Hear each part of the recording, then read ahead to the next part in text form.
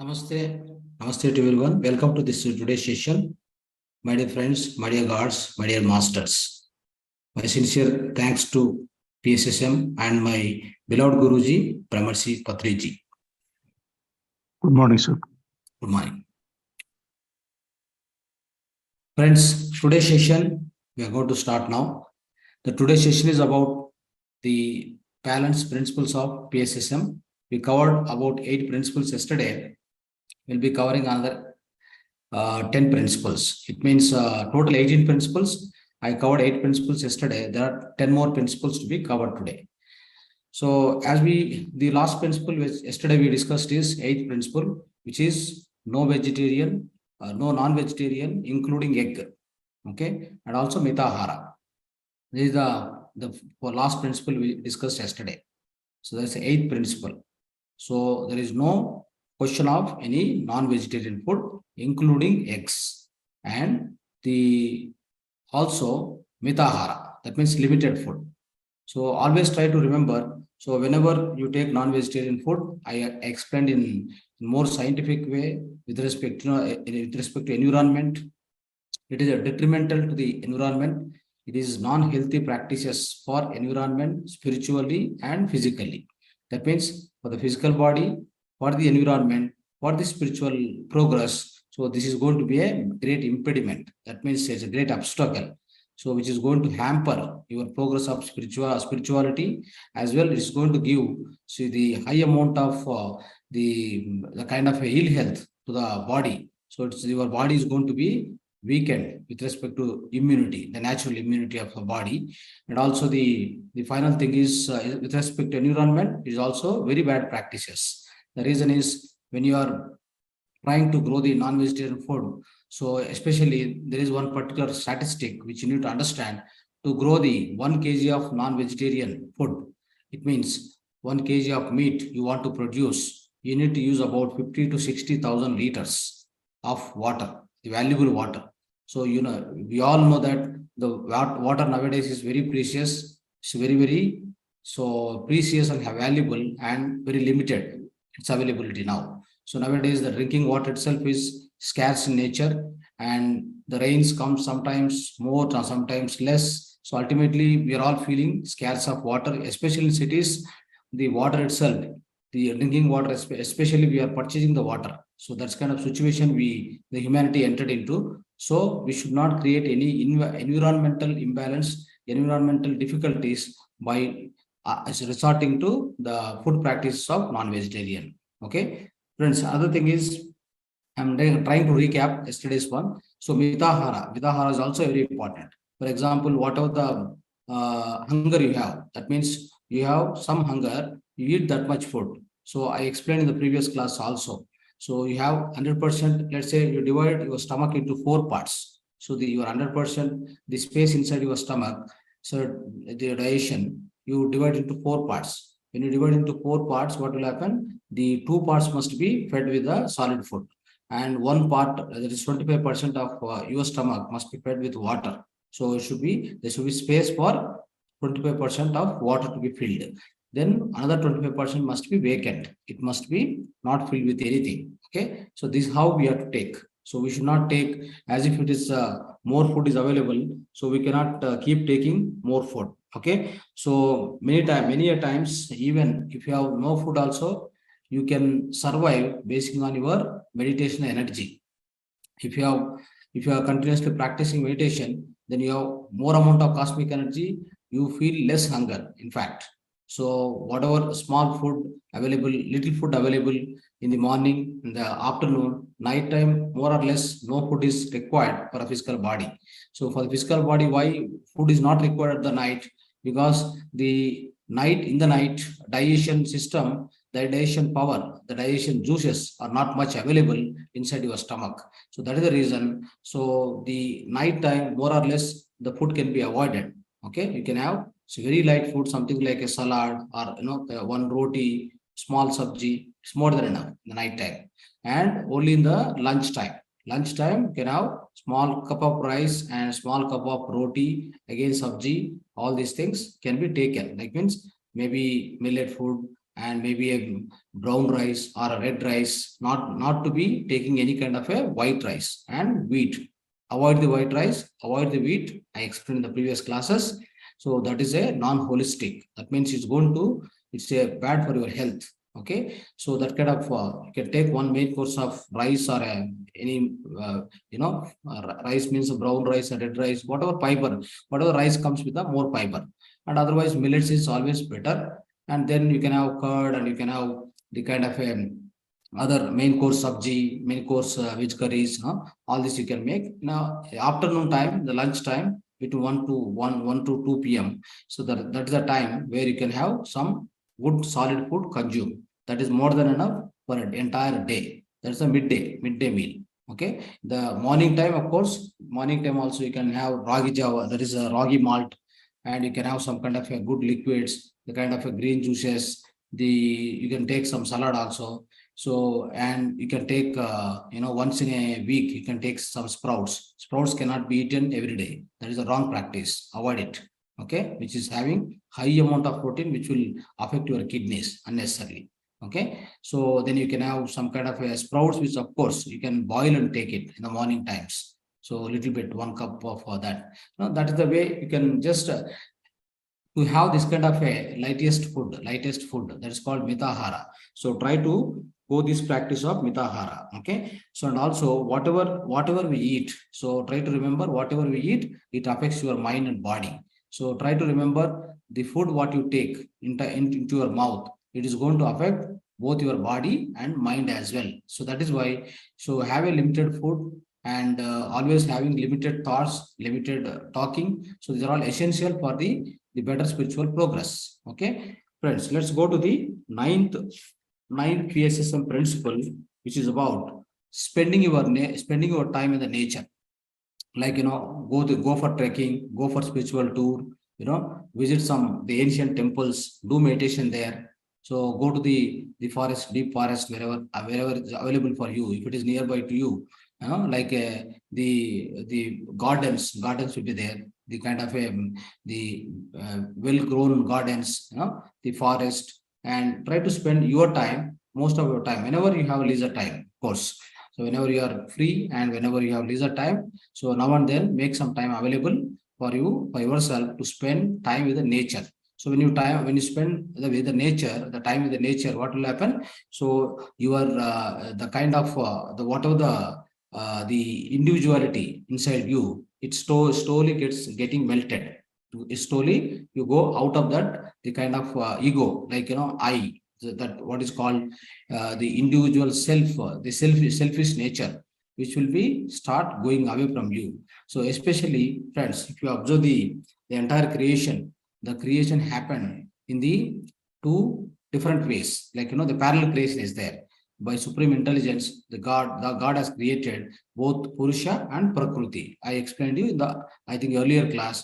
So the Purusha and Prakriti, these two are important. So as a Purusha is humankind, that is human being. Okay, and the Prakriti is what? Animals, birds, and trees, and then the mineral. So all these minerals, birds, and that means forest, and all the kind of rivers, and the nature, the entire nature. So plants, all plant kingdom, and the forest, and the rivers, all these things comes under the nature kingdom. So the nature kingdom is a part of the Prakriti. So the God has created two things in parallel. So one is Prakriti, one is Purusha. Purusha means human kingdom. So all other Prakriti means like all other nature kingdom. So what will happen is we have to be like Purusha has to go towards the Prakriti. So that means you should spend time with your nature kingdom. So when you spend the time with the nature kingdom, slowly what happens is you try to merge with it. You try to align with the nature. So when you align with the nature, slowly you will come out of the so-called I. So I means like ego. So kind of a selfish nature. So you'll come out of it, and slowly you can realize yourself. So that's the easiest way to the spirituality. So the spiritual progress will happen in a easiest manner. So if you go through this kind of practices, so try to spend the time whenever available with the nature, my dear friends. So then comes to the 10th PSSM principle, which is there is no separate dress, there is no separate Veshadharana for the spiritual person or a meditational practitioner. Try to understand. If you are a sadhaka, you don't need to wear a separate dress. You need not to have a separate dress, the separateness from the common people. Okay. So, and also there are no karma kandas. There is another point, the point part of the 10th principle. So there is no separate dress to wear. There are no any karma kandas. There are no karma kandas. Okay. So let's understand more about it. Friends, you try to understand many of the times. So the people you observe outside, in the outside world, so many of the people, they change the dress the moment they start the meditation, they start the spirituality, practice of spirituality, they start changing their dress. So try to understand. Adi Shankaracharya told very clearly, so there is nothing in the dress, there is nothing in the, somebody used to put the long hair, right? Long hair, otherwise say full shaven head. So like this, no, they try to change the dress, change the shape also. So when they go to the spirituality, so that is not the thing which is not at all indicating any spirituality, which doesn't indicate any kind of a spiritual wisdom. So with these kind of a outside practices, you never learn any spirituality, my dear friends. It's not required. So though you change your dress, but your inner is not changed. You never change inside. So all these outer changes, what people is to resort to. So just in order to indicate to the outside world, they try to do that. So they are that is the lowest form of wisdom. So lowest form of wisdom, lowest form of practices, one need not to do it. So that is why no kasaya vastra, so no separate dress. And there is no, another thing is, many times people change their names. What will happen is, they try to change their names such a way that they will rename their the original name given by their father and mother at the time of birth. So you observe, our Guruji actual name is given by their parents is Subhas Patriji. Okay, so when that name is given, he lived till last breath the same name. There is no change in the name. So likewise, any great yogis, great gnanis, like people who are spiritually grown, the enlightened people, the self-realized masters will never change their name. So try not changing your name. So many times we find that outside Swami Nirmalananda, Swami Chinmayananda, like there many other names are kept. So there's nothing will come by changing the name, my dear friends. So if you see actual realized masters, the great realized masters, for example, you find in Karnataka also Basavana is there. So right, he's also great realized master. So they never change their names. By changing the name, you will not gain any spirituality or spiritual wisdom. By changing the name, you never get self-realization. Try to understand this, okay? And by changing your dress, by changing the Veshadharana, by changing your hairstyle, by changing any other outer things, whatever the other outer things you call it as. So it never give you any kind of a self-realization. All about what we need to practice is, we need to practice more and more meditation. So whatever the dress may be, whatever the appearance it may be, whatever the name it may be, all is immaterial. What is material and what is most vital is your practice of meditation. The more and more the inner silence, you bring it inside you, and more you make a inner journey, inner traveling. So that is where the entire transformation comes inside you, and you become a different you. So that means you always become self-realized, or you'll be able to understand, you'll be able to pursue many of the things. You'll be able to understand yourself better, you'll be able to understand others also better, and you start living with the nature, and you can understand the nature, you can start living with the nature. Only this is possible by the consistent practice of meditation. With the great sadhana, you can achieve all these things. There are no other things is mandatory. Though all the other things, all the outer things will never guide you, will never mentor you, will never help you towards the progress of your spirituality. So try to understand. So you observe Jesus Christ, observe Gandhi Mahatma, and you observe Mahavira, all these great masters, they never change their names. So at the same time, so when they are not change the names, but they achieved the highest form of spirituality. They got enlightened, and that is how they guided the entire humanity also. Friends, this is very important. So the 11th principle of PSSM is start teaching meditation for your children right from the childhood. It is very essential. Okay, the reason being, so all we are learning at this age. That means we all grown up and we are now started learning the spirituality and spiritual wisdom and meditation. So that is the reason. If you start teaching your children from the childhood, what will happen? So they'll grow very well, and they become great sadhakas, great meditators, and they'll be able to have a highest amount of wisdom in their own life. Right from childhood, if you do, so they'll be start gaining the right kind of spiritual wisdom, and they'll start living with that kind of spiritual wisdom, and all their problems they'll solve themselves. You don't need to worry about it.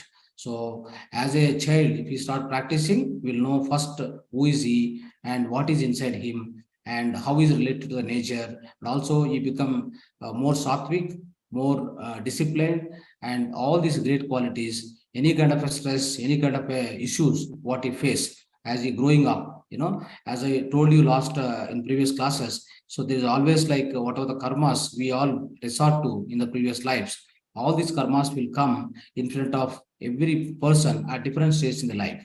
So what will happen is you can't avoid the past life karmas. So only the past life karmas will be burned. So because of only the more and more sadhana, more and more meditation, if you start practicing in this life, even as a child, if you start practicing, what will happen is all these karmas will be burned, and slowly he becomes highly enlightened person, and then where he can live a joyful life and blissful life, my dear friends. So try to understand these karmas, what we committed in the past life, they comes and hit our present life. They comes in between in different stages of life. All these karmas comes into, right. That's what the universal plan. That's a cosmic plan, we can say. The cosmic plan, as per cosmic plan, the karmas will come at different stages of life. It will become a challenges to your physical life. So all these things, if you want to go through, a child must be practiced with this meditation. So by practice of meditation, what happens? It becomes more energetic, it becomes more wisdom oriented.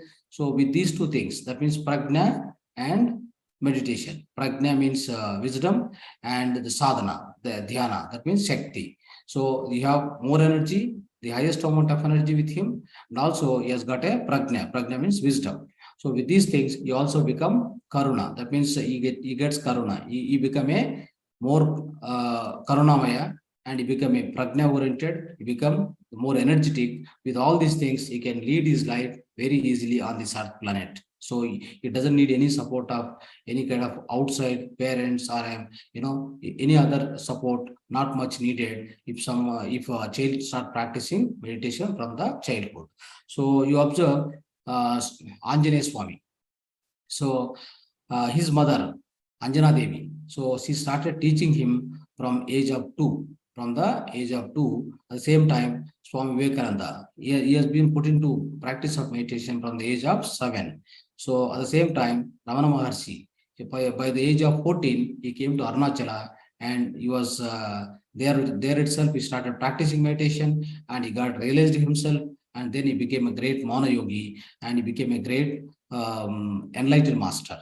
So this is what, my friends, all these things, all these spiritual practices must be started at the early age. So let's go to the 12th point.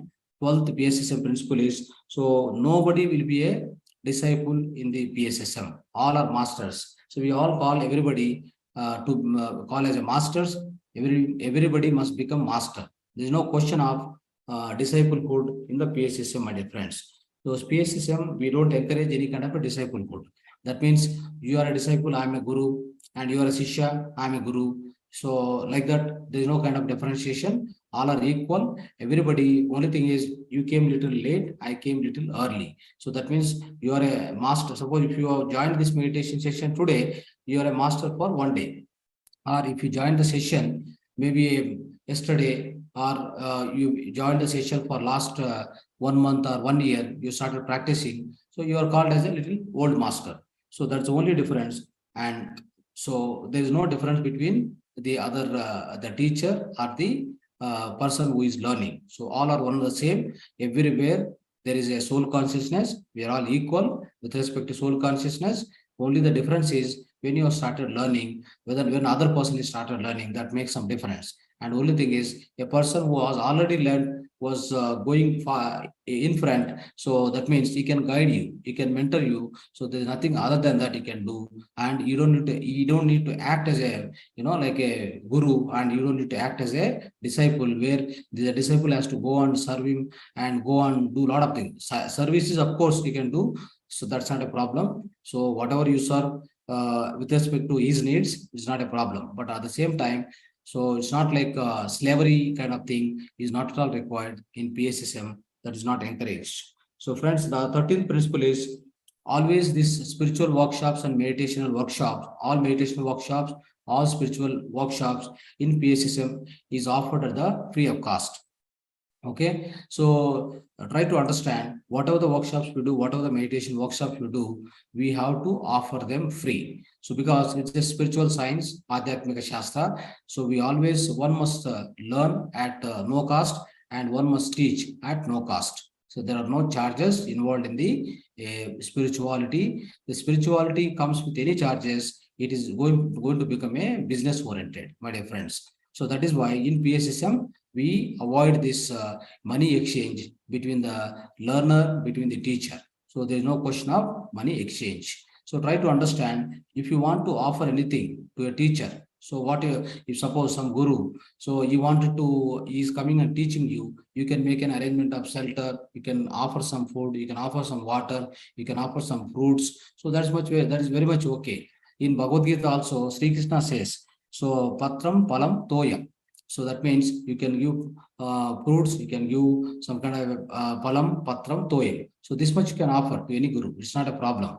And even if you want any dress, like, you can offer the dress. So you can offer his, the kind of a conveying charges to come and go. So this much only do it. Never hand over any, the hard cash to any guru. So which is against to the PSSM principles. Okay. So there's no question of taking any money in order to teach meditation or spiritual wisdom in PSSM. At the same time, friends, so if you observe, so even as a guru, if you are not having any resources, right? So you observe our great ancient gurus. So Gautam Buddha. So what Gautam Buddha is to do after he got enlightened, after he came out of the palace, so he became a monk and he became a great enlightened master. So that point of time, whenever suppose if he get hungry, so what he is to do is to go for begging. So he beg for the alms from the common people. So by begging, he fill his stomach, right? So that is the way. But teaching meditation doesn't need any kind of a favor or a selfish goal should not be there for teaching meditation. Okay, so the great gurus like this, Gautam Buddha, Mahavira, Jesus Christ, all these great masters, so they are begged for their physical life, for their food, but they never stopped teaching. They never stopped cultivating the humanity towards the spiritual progress and the spiritual practices. So try to understand this very, very important point, right? Friends, the other thing is the 14th principle. The 14th principle, which all we need to remember, is no idol worship. Try to understand. Daivam Manasa Rupena. This is the highest principle we need to remember. So there is no question of idol worship. So why the idol is required?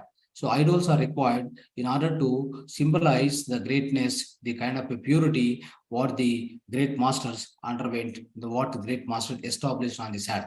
For example, you take Rama, Sri Rama, Vigraha, right? So Krishna, so all these great masters, right? Vedavyasa and Gautam Buddha, Mahavira, Jesus Christ, all these great masters, you can have an idol within your house. It is going to symbolize, it is going to indicate you the greatness of these higher evolved souls. It doesn't indicate, it doesn't require that you need to put, agarbatti and, the kind of flowers and do some puja and give some arati. With all these things, you won't get anything, my dear friends. Try to understand.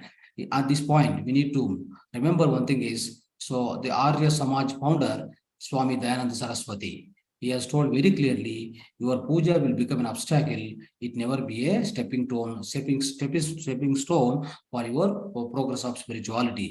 It will be an always obstacle, the puja, right? So what happens is mantra chanting, the puja, it may give you some kind of a solace within the mind for the time being. So what will happen? It gives you some kind of a satisfaction. The mental satisfaction will come by chanting mantra, by doing puja, but doesn't give you any kind of inner transformation within you. So what will happen is all your problems will be remain same, all your mental worries remain same, all your the kind of a disappointment, all the lack of energy, all these issues will be remain same with you. Even you do puja, even you do kind of a mantra chanting. So what brings, of course, the mantra chanting, do the more and more heavy mantra chanting, it may brings a kind of the great concentration within you. And sometimes, even after doing so much mantra chanting, slowly we'll enter into the no mind state. So that is where again it is equal to the meditation. That is where your actual meditational experiences will start, your spiritual experiences will start.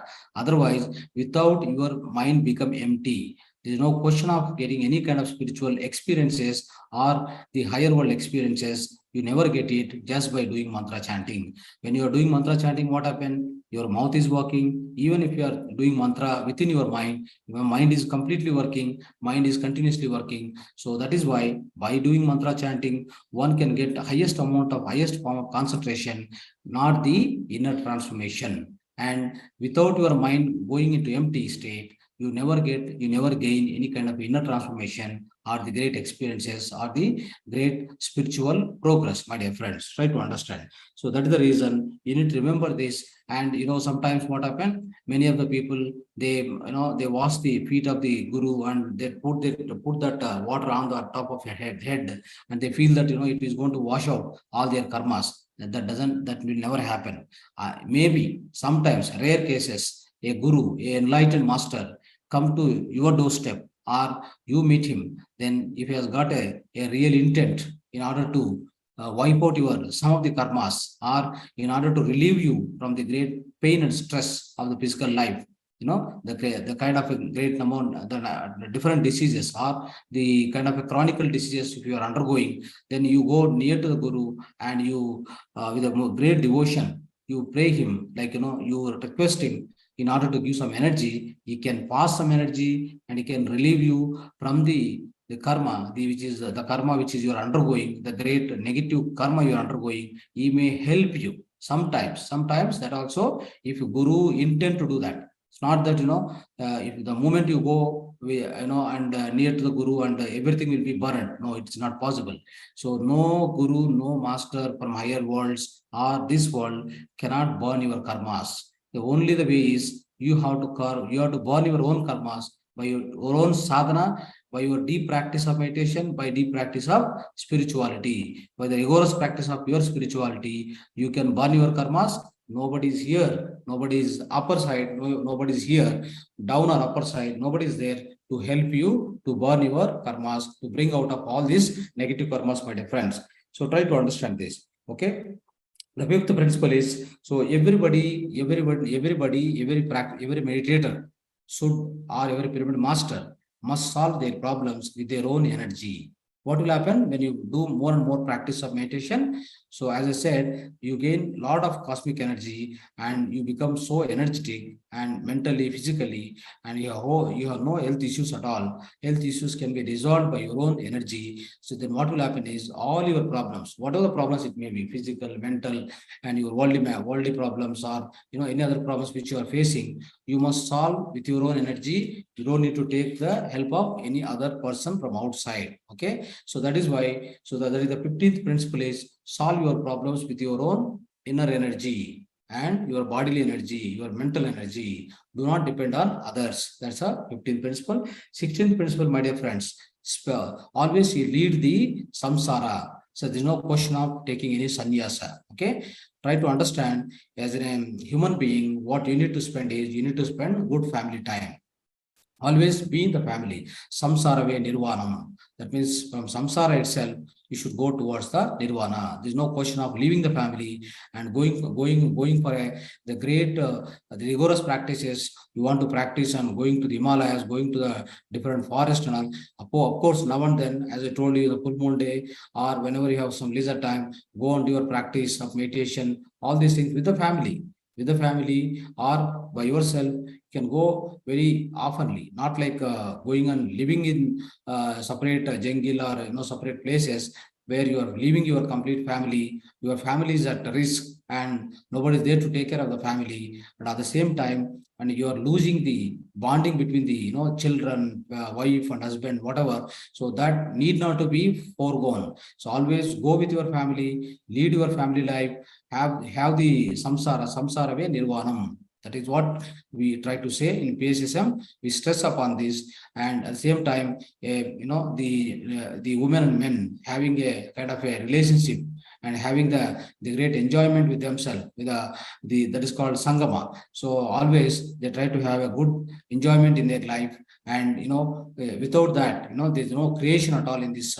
So on this earth planet, my dear friends, all the men and women always living together. So that's going to be the great experience, and it is the cause of this creation. Without that, there's no creation at all on this earth planet, right? So that is why all this is. So the going out of family, living, leading the sannyasa life is no more required. So that is not going to give you any kind of a the spiritual enlightenment. So that doesn't give you any kind of the great progress in the spirituality. Try to remember this. 17th point, my dear friends, 17th PSSM principle is, so always, wherever possible, you try to establish the pyramid meditation centers in towns and cities and villages, wherever, whichever the place it is possible for you, in your own house. For example, you become a pyramid master. These are the 18 principles we are going through from yesterday today. All these 18 principles will put you into the great, the great path of spirituality, and your worldly life will become much and much better, and you'll be having the joyful life and blissful life. That means a joyful life and also a enlightened life you can lead with these 18 principles if you follow, and you will never have any kind of a difficulties. Even there are karmas, even the difficulties comes across to you, come across your life, you can easily pass through them with the support of all these 18 principles. If you start practicing, you start implementing all these 18 principles in your life, my dear friends. Anyway, the 17th principle is, so start establishing all these the pyramid centers, pyramid meditation centers in your own house also you can establish. So what it needs is a small a room about 6 by 6 or 10 by 10. So one small place is there, 10 feet by 10 feet or 6 feet by 6 feet. If you are able to sit, and then 2-3 people can sit together, then you start teaching them. Right? Once you learn these principles, 18 principles, and you start practicing meditation, you're attending all the workshops of PSSM on the online and offline, whatever. So what will happen? You learned it, you learned the wisdom, and you also got benefited by your own practice. When you are practicing, day by day, it will change. Your own life, the inner transformation starts, and your own life start observing a lot of changes from the earlier times before you start meditation. So that's why, that is when, so you also start giving others. So what we always say is that they are doing meditation, making others to do meditation. That's a great seva, my dear friends. So try to understand. Because of that, what will happen is, in your own house, a small place, you can start your center, pyramid meditation center, or otherwise go to the other places where they don't know, but you can teach them. You can establish a center in their own house also, in the other people's house also, and that is how you can spread this meditation faster, and you can do your own seva by teaching meditation to others, right? So friends, the other one is the last principle, that is 18th principle. So every meditator, after practicing the spirituality, after practicing meditation, going through the deep meditation, you get a lot of experiences. Always, like the initial meditator, the beginning meditator, or the experienced meditator keep getting some kind of experiences, right? So they are called spiritual experiences. So you'll be experiencing it in a day-to-day basis. So time and again you'll be getting experiences. So what you need to do is you have to record them.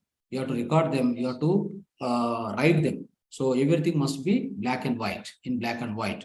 So that's what a great person Sir Francis Bacon, what he says is, a reading make a full man, a conference a ready man, and writing in a exact man. That means if you start writing something, whatever you experience in the meditation, it makes you a perfect man. So every pyramid master become a perfect man, for which you need to keep writing all the experiences, record them, and also print as a booklets or print as a leaflets. So what exactly you experienced, how your life got changed. See, by writing your own experiences, physical experiences, spiritual experiences, mental experiences, whatever you gain out of this practice of spiritual wisdom and practice of meditation, to start recording them, writing them on black and white, what will happen? That becomes a guide for other person who just entering into the meditation. So my dear friends, so with this, we are ending all the 18 principles of PSSM. So let's start the meditation. So let's go to the meditation, practice of meditation today.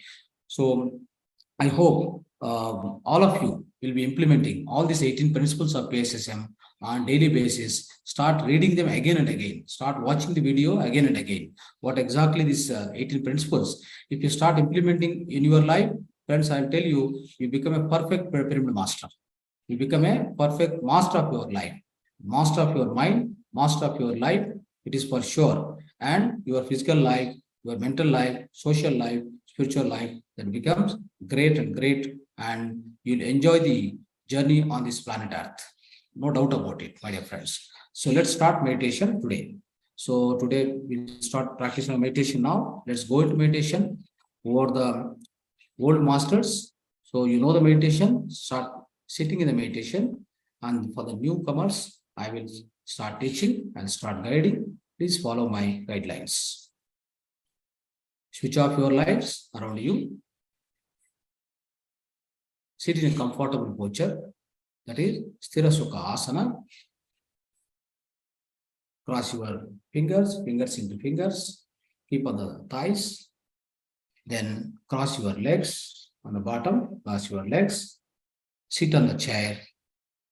Sit on the bed, sit on the mat, on the floor, the mat. Wherever you sit comfortably. Sthira Sukha Asana, no question of Padmasana or any kind of rigorous asana. Difficult asana not required. Take a support of back. You have any back pain or whatever. Either the wall or the chair. Back support you can do. Rest back. Now, close your eyes. Close your eyes. Your crossed legs, your crossed fingers, you close the eyes. Now start observing your natural breath. Start observing natural breath. No disturbance from outside. Avoid the disturbance from outside. Keep your room, the place, do meditation to be darker as much as possible. Start observing your own breath, natural breath, the breath which is going inside, the breath which is coming outside. This is called Anapanasati meditation. Ana means in breathing, Apana means out breathing, Sati means be with them.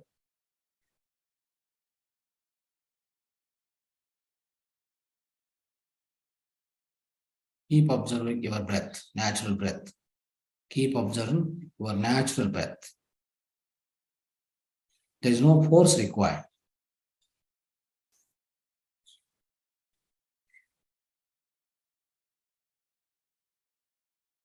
Your natural breath, keep observing at your nose tip, at your nose tip. Be an observer, be a witness for your breath, natural breath. When you are with your breath, when you observe your breath, your mind becomes empty. When the mind becomes empty, you receive highest amount of cosmic energy. When you receive highest amount of cosmic energy, your energy body gets cleansed. Your pranamaya kosha gets cleansed. your third eye gets activated, your intuition gets activated. Be with your natural flow of breath. Do not alter the breath. No more pranayama, no more kumbhaka, no more rechaka, no more anuloma viloma, no pranayama at all. Sukhamaya pranayama, that is observing your own breath.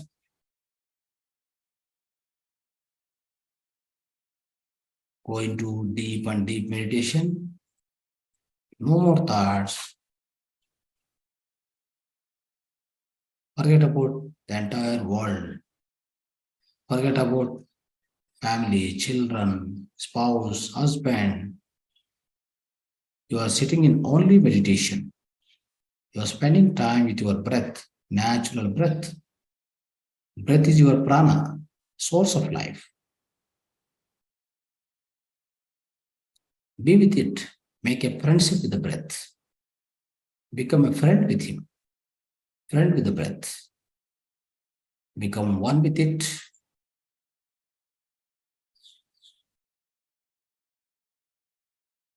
That is the only way for self-realization. Observing your own breath. Become a Maitri with your breath.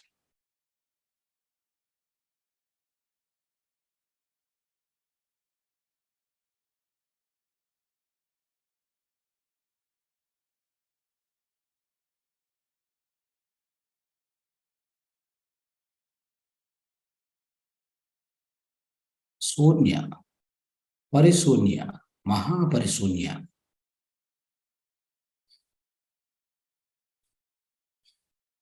Nirvana, Parinirvana, Mahaparinirvana. Everything happens with the observation of the breath.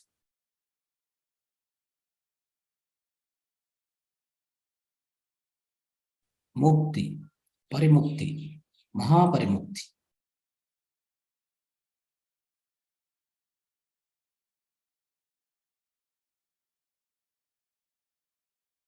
Keep observing your natural breath.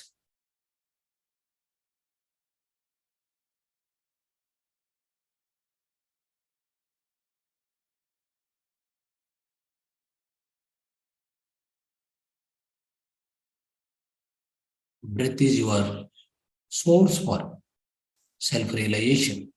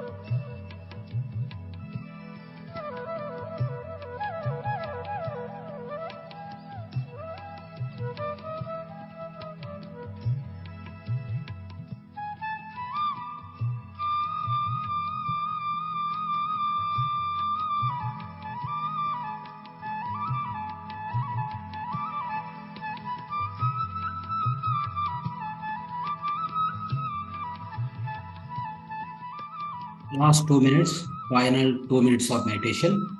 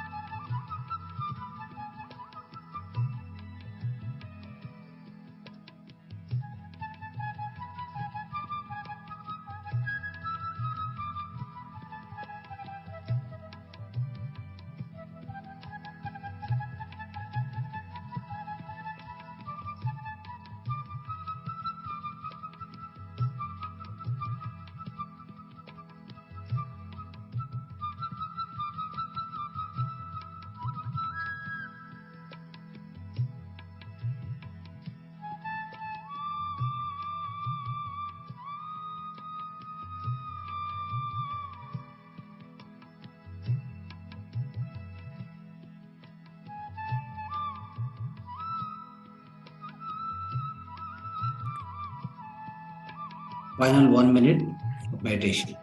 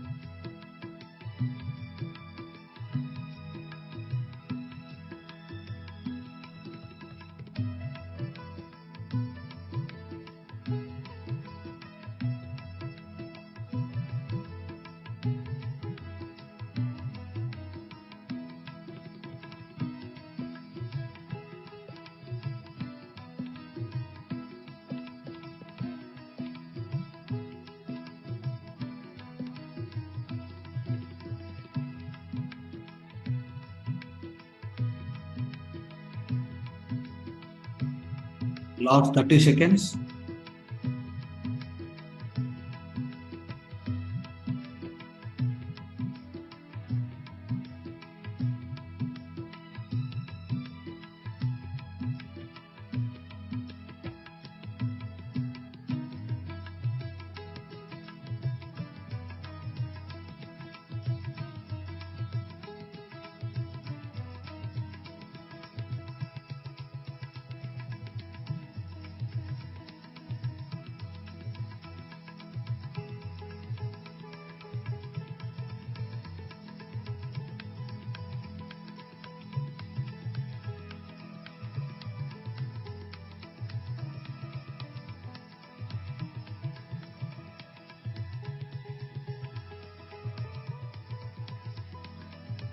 Final 10 seconds. Last 10 seconds.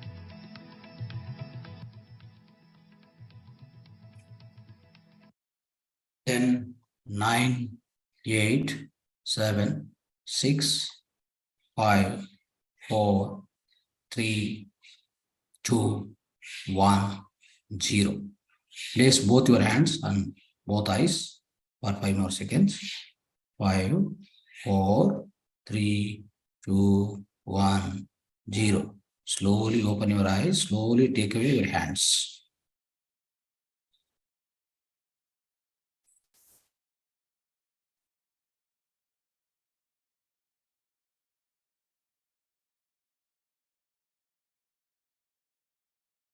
Yes, friends. So we have done wonderful meditation. So let's go to the holistic lifestyle. So we were discussing about water and its memory. So yesterday we had a very good discussion about memory of water. Friends, you try to understand. Yesterday, as I was explaining about the memory of water, with the taking of a lot of examples, and taking an example of homeopathy, I explained you. See the homeo medicine, how it works basically. So what they do is they take the chemical substance, that is any chemical element or a medicine, whatever they take the element. Let's take an example of sulfur. Yesterday I have taken. So they try to vibrate it, and then reduce it to the form that where sulfur no more exists in the medicine at all. So take any homeo medicine. So go through the if you try to observe, so you try to put a microscope and observe what will happen inside that homeo medicine. Even you say sulfur 100, sulfur 300, sulfur 1 m, what will happen? There is no sulfur at all. So what happened to the sulfur now? So that substance, the solid substance, so which has been potentialization happened. That means vibration. They are done with a high amount of vibration. The actual element is removed. What exactly remaining there? The remembrance of that particular sulfur, the remembrance, the energy of that sulfur, and so-called the vibrations of sulfur, which is just existing within the medicine. So, but that works wonder. As the dilution happens more and more, the high amount of dilution of a particular any homeo medicine take, the high amount of dilution that leads to a stronger dose of medicine. So it means that even without the presence of that particular substance, the particular element inside that medicine, it is curing the diseases, and it is that's going to be a very powerful medicine, my friends. So that means the high amount of vibration, the high amount of dilution, what happens, which is becoming a more and more powerful. So friends, try to remember, that is why. So what we call it as a vibrational medicine or energy medicine. So what is more important here, it is not the element which is present there, the energy of that element. So what will happen is, I try to explain you a little more deeper way about this concept.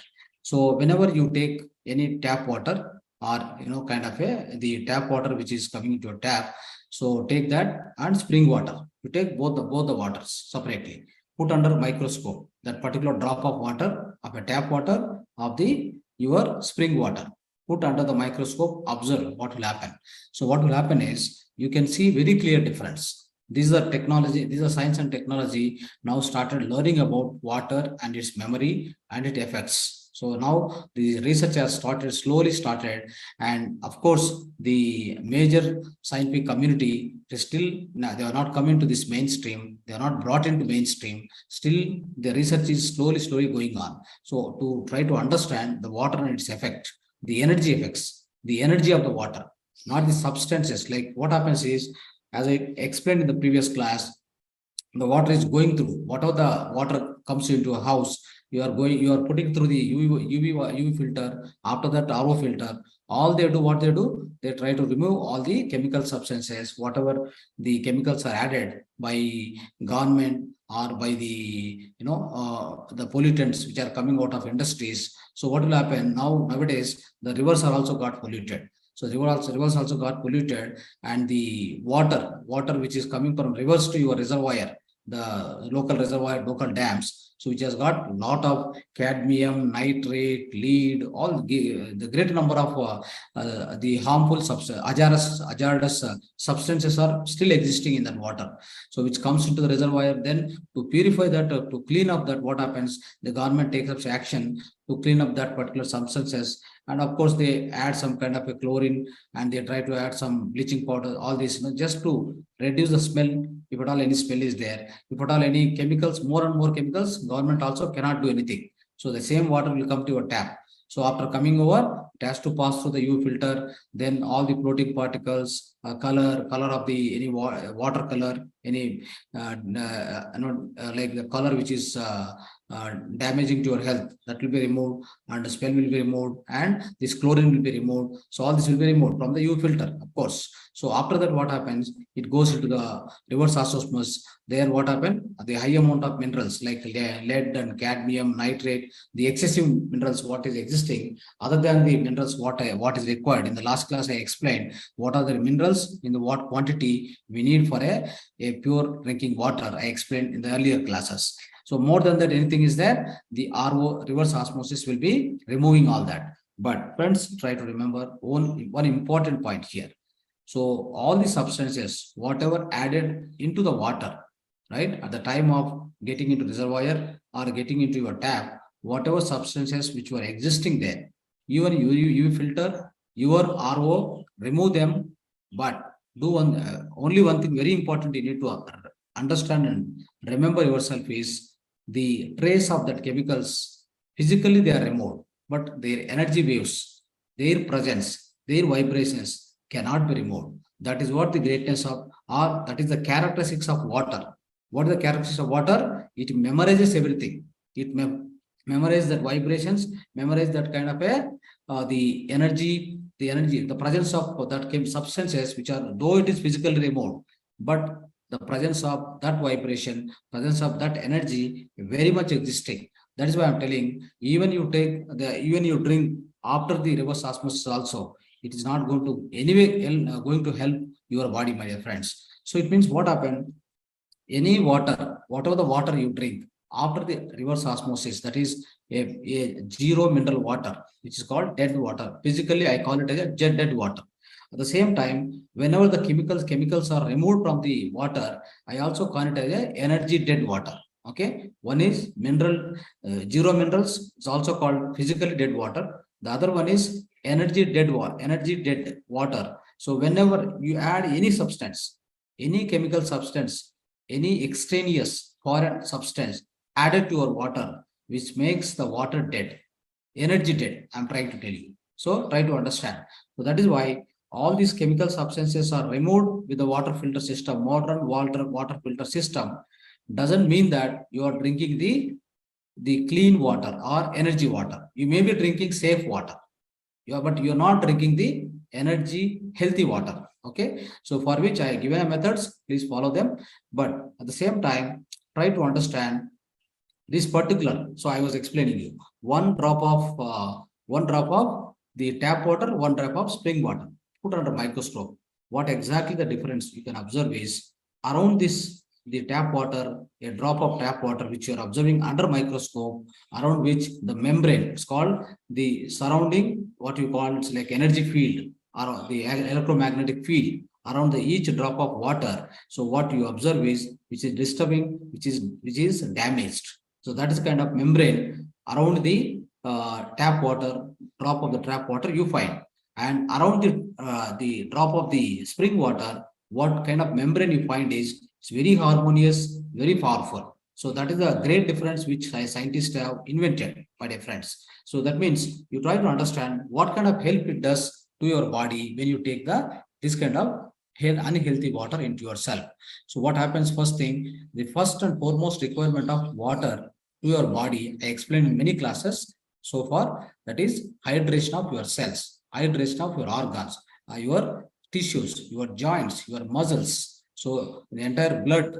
So right, so the hydration of all these things comes only through the drinking of proper energized water. So if you drink a safe water, of course the water comes inside, but it doesn't do its activities. So what are its activities, my dear friends? The first activity is, so whatever the impurities are there, whatever the toxins are generated out of the metabolic reactions of every organ, every tissue, I can say, every cell, I can say, whatever the metabolic waste comes out of it, whatever the toxins which are come out of it, it has to clean up, it has to purify. That means it has to take out all the toxins removal. That is the one of the activity of the water. That's a toxin, all the toxins removal. At the same time, my dear friends, whatever vitamins, whatever minerals, whatever proteins, whatever nutrients which comes through the blood. So if there is a proper hydration, what happens? This will be absorbed by your cells. The cell will absorb all these nutrients, all these kind of minerals, and whatever required proteins, nutrients, all these things, nutrients. So this will be absorbed when the water is healthy water. That means it's a energy water. I explained yesterday also. Always the water which comes inside your body, it should have the energy more than your bodily energy. That means you have some energy in the body system. Your every organ, every cell will have its own energy. What will happen whenever you take a energy water or non-energy water, a dead water? If you take dead water, what happen? The energy, whatever the water comes inside, it will dehydrate instead of hydration. This is the fact. So whatever the energy, less water, dead energy water you take inside, what will happen? It will drain your energy. I explained yesterday also. It drains the energy from your own organs, from your own cells. So then it becomes vitalized. It becomes more strength of water particles will increase. Then its energy will be increased by itself by doing something called vortex motion. Always the vortex motion, I explained earlier also, it drain your cells, take that energy and it becomes the energy. It becomes energy particles, more energy of water. Then it starts functioning. Then it starts participating in all your chemical reactions inside your body. That is why, as much as possible, try to drink the energy water, not the dead water, my dear friends. And so these are the two purposes of energy water which goes inside. What will happen? It's energy, the water energy, the energy of the water, whatever intake which is higher than the bodily energy, higher than your organs and cell level, the higher than that energy, then it does all its functions properly and it keeps you hydrated. Then most of the diseases, you can call it as any kind of disease. I told you, cause for the disease is dehydration. The dehydration is one of the greater cause, my dear friends. So try to understand the importance of water in our life, as we have 70% water inside us, 70% water inside the globe. So on the earth, on the mother earth, that means so much importance you have to give it to the water. Your entire blood itself, 93% of water is there. So when you understand all these things, the water which is intake need not to be only safe water. It should be a energy water. It should be a healthy water. So what will happen is, when you take this, particularly the disease can be arthritis, back pain, migraine, call it any disease. So many kind of disease forms inside your body because of the lack of intake of energy water. So try to take the only energy water, the ways I explained you earlier also. And the friends, whenever you observe especially many people, I given the water consumption cycle also in the first class. So many people don't follow it. Many people don't drink the water. How much amount of water you have to drink, you are supposed to drink, I explained in the previous classes. So what happens is, many people, they try worrying about going to the toilets more and more. I'll tell you, the fact is, every 2 hours you must go to the toilets. Every 2 hours, in order to vacate your urine, whatever urine collected, what will happen? All the toxins will be carried through the water, and all the nutrients are absorbed to the cells through the water. So it means it does all the purification of your all the cells, as well your kidneys. So when the water get collected through kidney, comes into the bladder, what will happen is, you have to vacate it immediately. Many of the people, what they do, so they become lethargic and they don't like going to the toilets often. They stop drinking water itself. So where is the question of purification, my dear friends? where the question of detoxification happens. When the detoxification doesn't happen, all this wastage, all these toxins just exist in the inside your system. It's joined with the blood, and it flows through all the organs, through arteries and veins. Then it damages the organs. Finally, you become ill health. You get the ill health, and then you become diseased. So that's what happens, my dear friends. What will happen? What you are supposed to do is drink more water as per the water cycle consumption, and then go to toilets every 2 hours. Is always better to vacate the urine collected. At the same time, whenever you observe there is a color, yellow color in the urine, that indicates that you have no amount of hydration happening. You have a dehydration. Whenever there is a dehydration, whenever there is no sufficient water component, the water intake is less within your body. This indicates dehydration. The color in the yellow color in the urine indicates that there is a more amount of dehydration within your body. If you don't come out of that situation, slowly organs get affected. You get the ill health. You get any one of the diseases what I named. Many of the diseases are there because of dehydration. So you get into that. So try remembering all these things, what I told you about, more details about the water and its memory. So try to take the vitalized water. So what is the vitalized water? The meaning of vitalized water I explained to you. So it should have the always energy within it. That's what you need to do, the friends. So try to do this in your the regular life and take the advantage of a pure energy water. Okay, let's go to the one more mudra. We'll try to understand today that mudra is Vyana mudra. What is that? Vyana mudra. What is the importance of Vyana mudra? So friends, Vyana Vayu. There is a Vyana Vayu. I told you there is a Udana prana, Vyana prana, Samana prana. There is a one more prana, Apana prana, and finally the Apana prana. Yes. So there are 5 pranas are there. Pancha pranas are there within your etheric body. Now, after Udana prana, now we are trying to discuss. Yesterday we discussed about Udana prana. Now we are discussing about Vyaya prana. So that means Vyana prana. This is Vyana prana. Vyana Vayu we say it. So Vyana prana we try to discuss. So this particular Vyana Vayu, what it is exactly happens is whenever the portion between this neck, this is between the neck to the navel. So this is the area this Vyana Vayu will be working always. The Vyana Vayu start operating, or Vyana Mudra is so essential below the neck till the navel. Try to understand.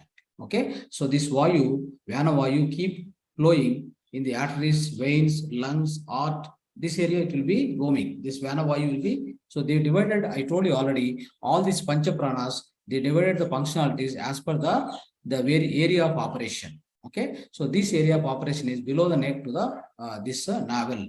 So what happens now when this air is flowing in a higher rate, like the current of air is flowing in a higher rate in these arteries and veins and through the heart and lung system, all this, what will happen? It creates some kind of a pressure. So that leads to blood pressure. So that leads to high blood pressure. So it may be low blood pressure, high blood pressure, but high blood pressure, it will create within the veins and arteries. So that is the reason for high BP for many of the people. So when there is an imbalance of this particular Vyana prana, so Vyana Vayu, then it creates this kind of a disease within your body. So to come out of that, you must practice Vyana mudra.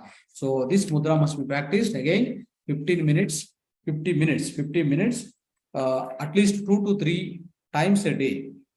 Somebody is having high blood pressure, what they have to do? Somebody having high blood pressure, this Vyana mudra, try to practice 2 to 3 times a day, and also 15 minutes at one time, followed by Prana mudra for 15 minutes each time. So that is the practice of mudra. Now I will try to explain the formation of the mudra. Very simple, my dear friends. Take index finger, and this is middle finger, and tip of the thumb, tip of the middle, tip of the ring. So this tip of the index finger, tip of the middle finger, tip of the thumb, all 3 must just touch like this. Other 2 fingers straight outward. Did you understand? Hope you got it. Very simple. The formation of Vyana mudra. This is a Vyana mudra. It must be practiced with both the hands. It must be practiced as a therapeutic mudra. You must be practicing this. This is a therapeutic mudra, my dear friends. It's not a sustenance mudra. It is a therapeutic mudra.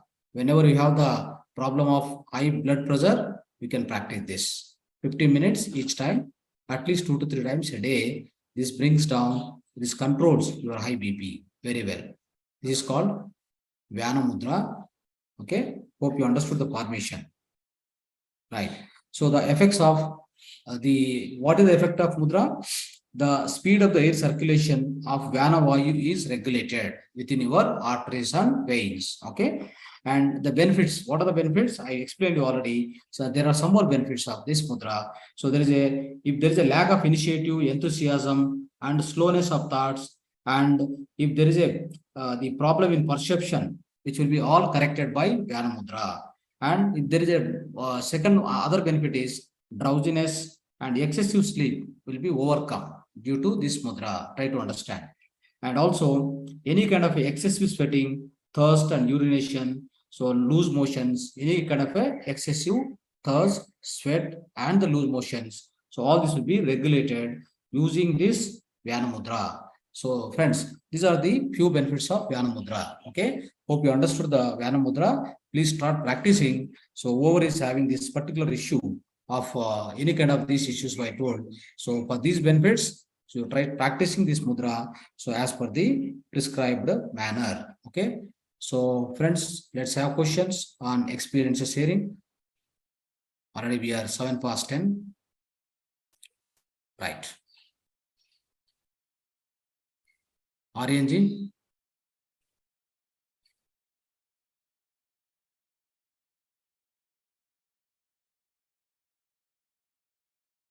Yes, Ashok sir.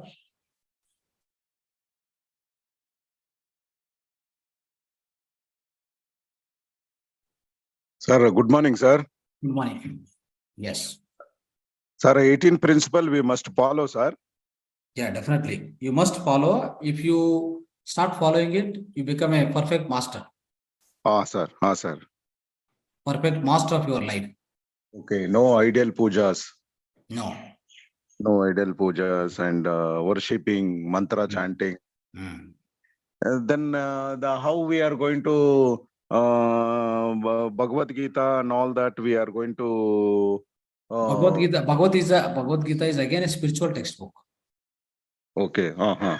Sir. It teaches about your life, and also everywhere in the Bhagavad Gita you find Yogi Bhava Arjuna. It means he says to the Arjuna, he always says to the Arjuna before war, during the war, every time he says Yogi Bhava Arjuna. That means become a yogi first. That's what I told you. From the childhood, if you put your practice of meditation for your child, he first become a yogi. Yogi means it's not a monk, it's not a sannyasi. Try to understand. Yes, One who is master of his mind is called a yogi. Okay. Sir. One is a master of his mind, master of himself is called yogi. Sir. Yes, he can sustain anything. He can sustain any kind of situations. He can handle any kind of situation. You see, Apple founder Steven, his name is I think Steve Jobs, Apple company founder. So he came to the Himalayas and he spent a lot of his time with Swamiji. His name is in Kanchidham. So Neem Karoli Baba. Okay, he spent his lot of time with him. He learned meditation. He learned the practice of spirituality. So he learned everything from Neem Karoli Baba. He became a great yogi. He became a great spiritual scientist. Then he went back and started his Apple company. In fact, the Apple symbol itself has come such a way. The Neem Karoli Baba, when he Steve Jobs offered one apple to him, he cut the apple in such a way the apple forms you see the symbol of Apple company. It is cutting the small cutting, right? So the cutting also because of the Baba has plucked some portion of the fruit, then he has given that fruit to him. Yes, sir. So such is the greatness of our Sanatana Dharma, such is the greatness of our spirituality, which is still existing in Himalayas, still existing everywhere through these kind of organizations or PSSM and Mahavatar Foundation. We keep Yes, doing sir. that in order to enlighten the people, in order to put them into the high power and high energetic way. Yes, sir. Yes. Yes, sir.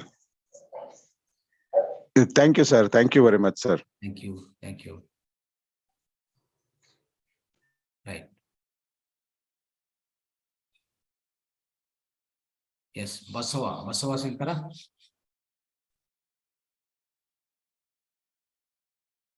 Yes. You're unmuted. Please speak up. Basava Shankara. Kavita.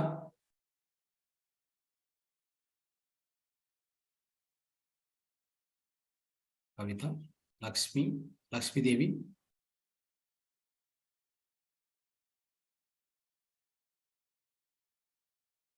Lakshmi Devi.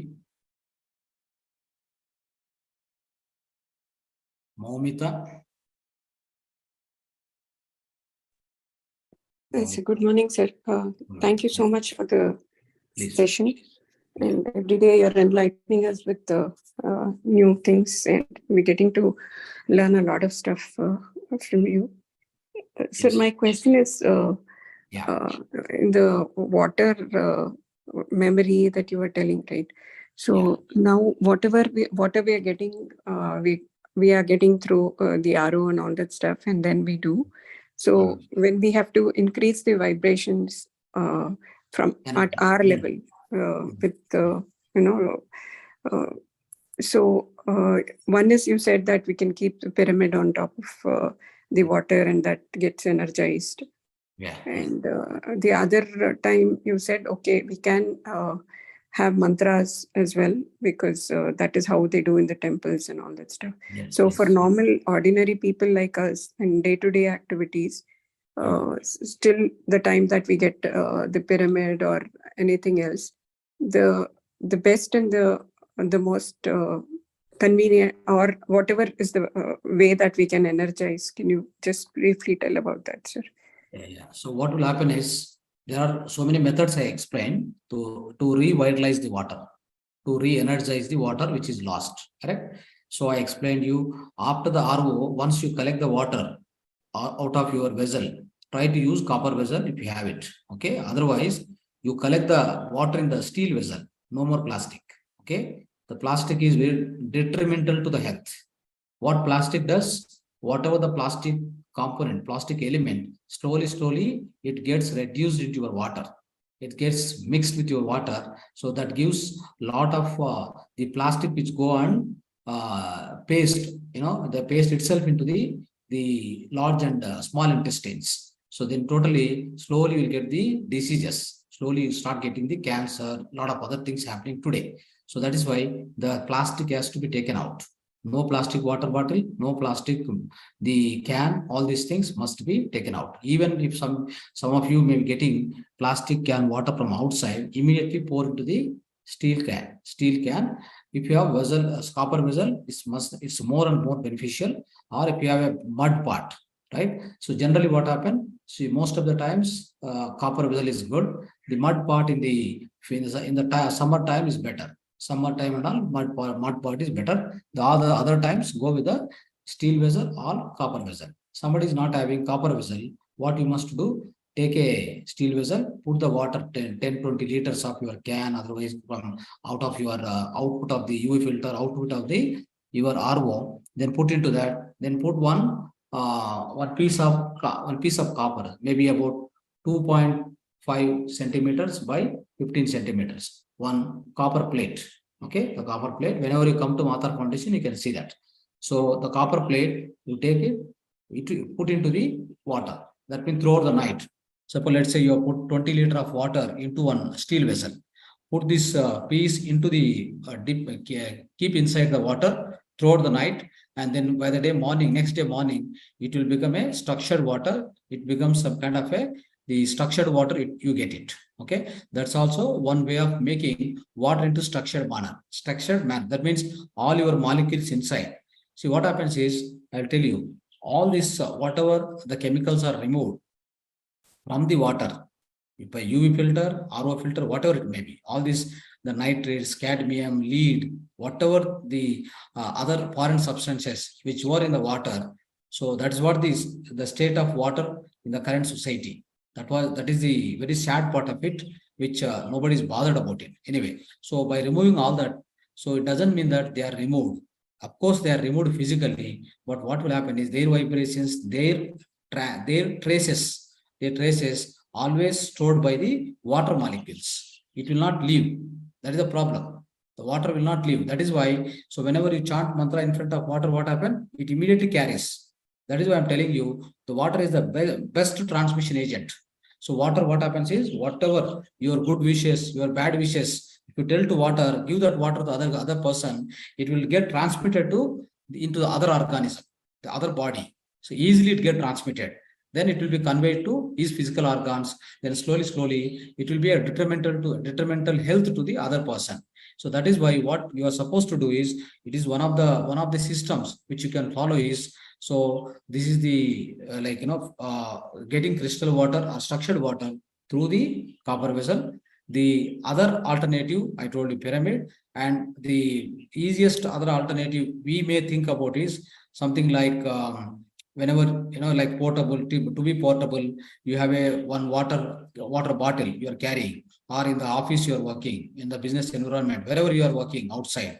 So then what best we can do is, whenever you drink water, before drinking, you have to pass your affirmation, pass your cosmic energy into it, to make it a structured water, to make it as a energized water. What you can do, take the bottle in front of you, then you have to from inside, from your inner, the thought or energy has to be transmitted into it. So make sure that the affirmation is very clear. This water must become a energy water. It should be helping my body. It should energize my body, and it should give me the great health. So that kind of affirmation, once you do it, what happens is it will respond. The water molecules generally they respond to the kind of energy waves which goes inside.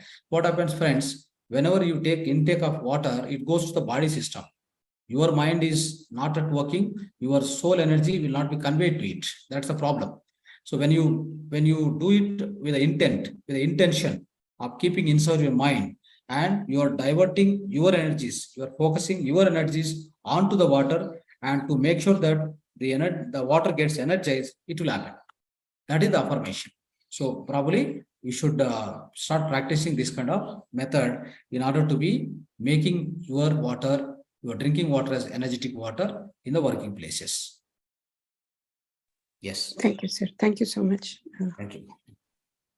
So this as the ladies in the house, since we take care of the cooking and we do for everything. So whatever water that we fill for the family, so we can put that affirmations and energy so that it is given for all the members. Definitely, right? definitely. While cooking, you can put into that. The affirmation you can put. Definitely, it will work.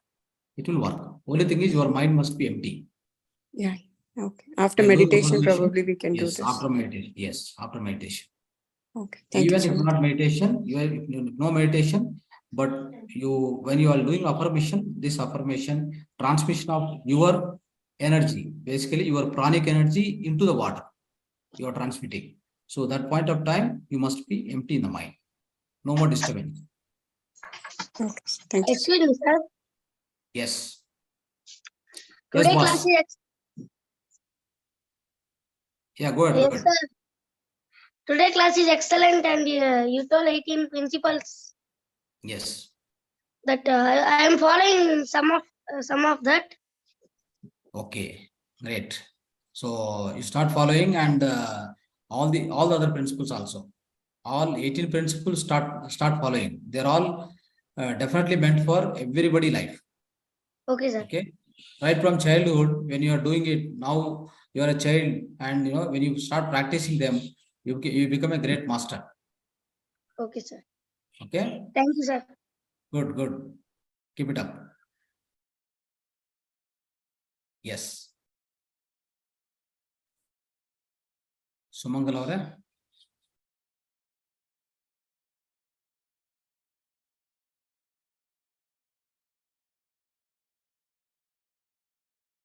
The new people, Sital, somebody, can you please express? Sital. Always start expressing, and you have any questions, you can clarify. Right. Okay, friends. So today we'll be ending the session. So thank you one and all. So thanks for participation into the session. Thanks for giving the opportunity to Mahavatar Foundation. So namaste to all. We'll be meeting tomorrow at the same time. Thank you. Thank you, sir. Thank you.